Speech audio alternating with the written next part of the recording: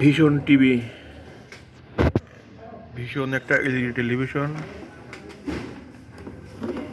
এটা বিক্রি করা হবে।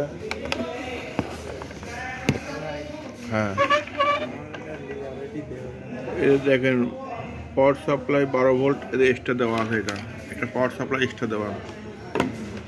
টেলিভিশন লেখা ভীষণ, ভীষণ 22 ইঞ্চি টেলিভিশন, এদের ভীষণ 22 ইঞ্চি এলইডি, মাত্র 35 ওয়াট অরিজিনাল ভীষণ টেলিভিশনে এটা বিক্রি করা হবে।